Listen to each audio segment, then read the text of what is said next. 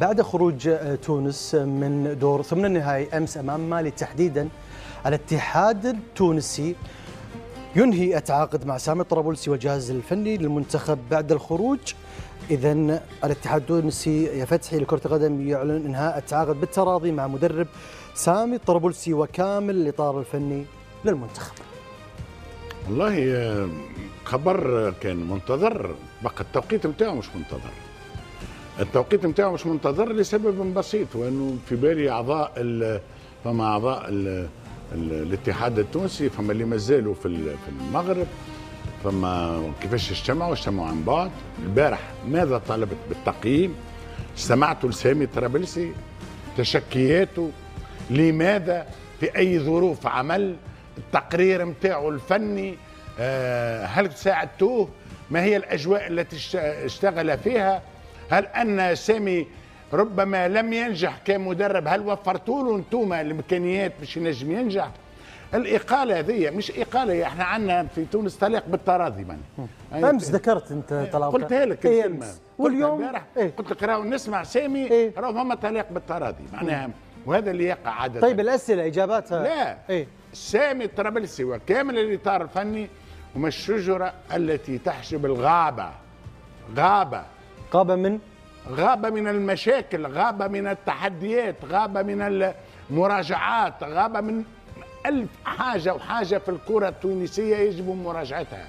اليوم هل أنه إقالة سامي الطرابلسي زعما الامتصاص غضب الجماهير؟ هل هي الحل؟ لا، الحل اللي باش نلقاوه، لأنه سامي ما عادش، حتى سامي شو معناه بالتراضي، حتى سامي ما عادش قادر باش يواصل، لأنه الإهانات مست شخصه، الإهانات والعبارات الموجعة جدا، ما عندكش فكرة، أي شخص لا يمكن أن يتحمل مثل هذا. إذا سامي كان خارج، سامي الطرابلسي كان خارج أكيد، نظرا لشخصيته، نظرا لكذا، فما حد أدنى من الاحترام وقع تجاوز. اثنين، سامي كان خارج، لكن المكتب الجامعي الآن وانتم مشتين، اللي في كازا واللي في الرباط واللي في غير واللي في فيسع، اجتمعتوا، قررتوا وين اجتمعتوا، كيف اجتمعتوا، كيف قيمتوا، وهل سمعتوا سامي؟ هل سامي عمل تقرير تحدث فيه عن الوضعية وما يجب إصلاحه، ماذا فعل، ماذا يعيب عليكم؟ سامي حضر الاجتماع نفسه اليوم حضر في الاجتماع عن بعد. لا معاهم في المغرب كان الاجتماع. في المغرب قديش هو من عضو من المكتب الجامعي؟ رأيك بتفاصيل أكثر مع نافع بن عاشور ثم نستكمل الحديث. ماذا بينا؟ يلا خلاص، ماذا بينا نروح النافع ونشاهد استكمال لهذا الموضوع في التراضي ومغادرة سامي الطرابلسي منتخب تونس.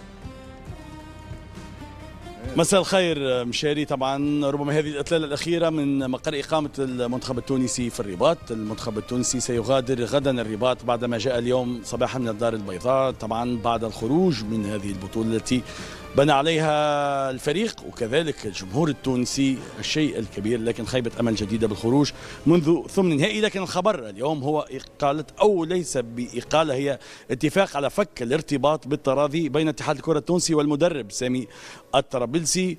طبعا الفشل يتحمله الجميع، لكن الأكيد وأنه دائما الشماعة هي المدرب، أو الحل الأقرب هو المدرب. مرحبا بك إلى جانبي طبعا سي منوبي ترودي، الأستاذ منوبي ترودي أمين مال الاتحاد التونسي لكرة القدم وعضو الاتحاد. منوبي، اليوم الخبر، البارحة خبر الخروج كان مؤلم لكامل البعثة التونسية، للجماهير التونسية للأسف، لكن اليوم الخبر هو فك العلاقة التعاقدية مع سامي الطرابلسي، وأيضا وفقا للعقد الذي يربط سامي الطرابلسي مع اتحاد الكرة كان في عقد أهداف على مستوى هذه المسابقة كأس أفريقيا. طبيعي كان عقد أهداف، وبحكم عدم تحقيق الأهداف بدرنا بالاجتماع مع المدرب سامي الطرابلسي، اللي الحقيقة معناتها كان تعامله راقي جدا، وبحكم معناتها العلاقة اللي كانت راقية جدا معناتها أثرنا باش تكون بطريقة ودية. أعرب على نيته معناتها في الانسحاب وعدم المواصلة، وبالتالي معناتها نجم نعتبره اليوم انتهاء العلاقه التعاقديه بطريقه. منوبي خلينا نوضحوا، هو اعرب عن نيته في عدم المواصله، وهل انتم يبدو لي من امس ايضا كانت هناك نيه من اتحاد الكره لانهاء العلاقه التعاقديه مع سامي طرابلسي وفقا للعقد بحسب عدم تحقق الاهداف وهو الوصول لربع النهائي. طبيعي لذلك معناتها قلت لك من الاول معناتها يعني كانت النيه من الطرفين، نيه من الطرفين بحكم عدم تحقيق الاهداف الموجوده بالعقد، والعقد هو الذي نحاسب عليه. نحن كمكتب جامعي نحاسب على الاهداف الموجوده بالعقد، وبمجرد عدم تحقيق تلك الاهداف معناتها لازم نمر وجوبا الى فسخ العلاقه التعاقديه. طيب مرحله سامي طرابلسي مع كامل الجهاز الفني مشاري انهاء العلاقه مع كامل الجهاز الفني الان، اكيد الوقت ودخل المنتخب التونسي واتحاد الكره في العد التنازلي لكاس العالم، يعني اقل من 6 اشهر ربما. هل هناك اسماء جاهزه او هناك فتح قنوات تواصل مع اسماء، والاكيد سيكون اجنبي هذه المره منوبي؟ شوف معناتها حتى نضع الامور في نصابها والامور في اطارها. طريقه الخروج من البطوله كانت صعبه جدا وطريقه مريره صادمه وطريقه خاصه طريقه معناتها وسياق المباراه كان مؤلم جدا. بالتالي معناتها نحبذوا عدم اخذ القرارات بطريقه متسرعه.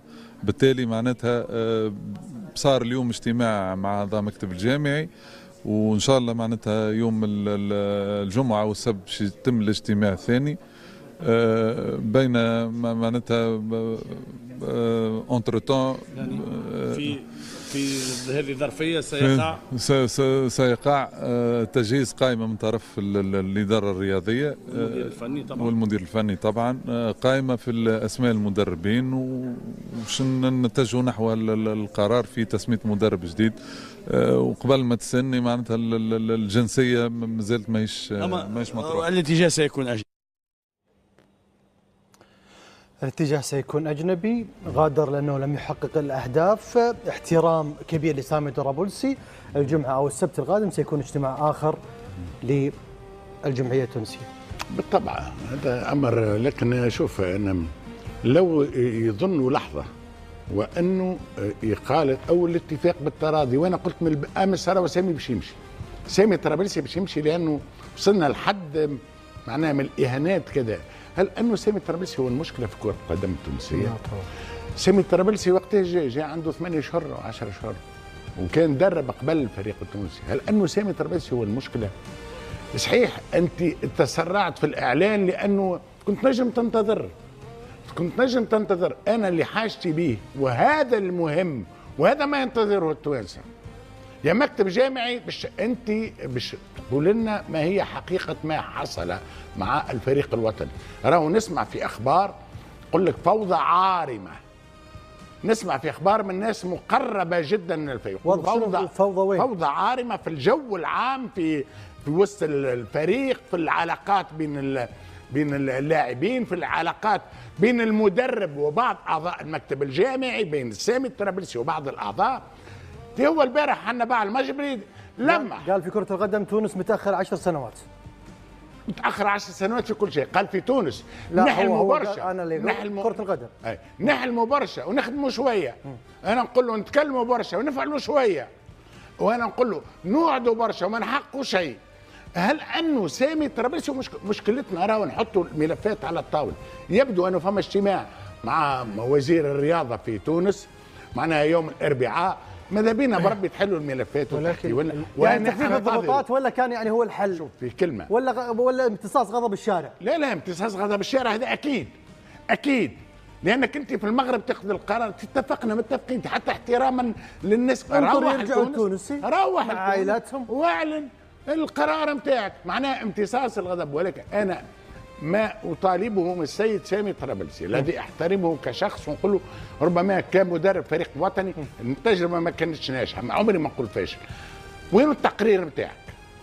لأنه نحب نعرف سامي طرابلسي في أي ظروف عمل، من ساعده يكشفها، يلزم ضرورة.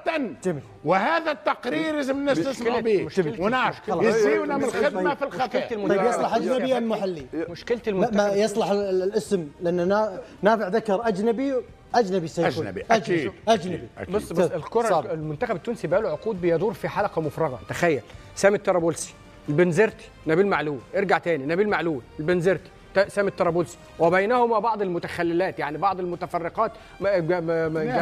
بس صابر في اسم بارز في تونس، معين الشعباني، مدرب نهضة بركان. جميل مدربين لكن تونس اللي انا عايز اوصل له ما كان في جلال القدري وكان في قيس اليعقوبي وكان في ماهر الكنزاري وكان في اسماء كتيره جدا. انا عايز اقول انه على مدار العقود لما بنلف اللفه ديت لف وارجع تاني زي عمالين بنقول ان المشكله ليست في المدرب، وفيهم كمان مدربين اجانب. مشكله الخلل موجود في المنظومه، هيكلي الخلل موجود في المنظومه بشكل عام. عالجها الاول وبعد كده فكر في المدربين. بدر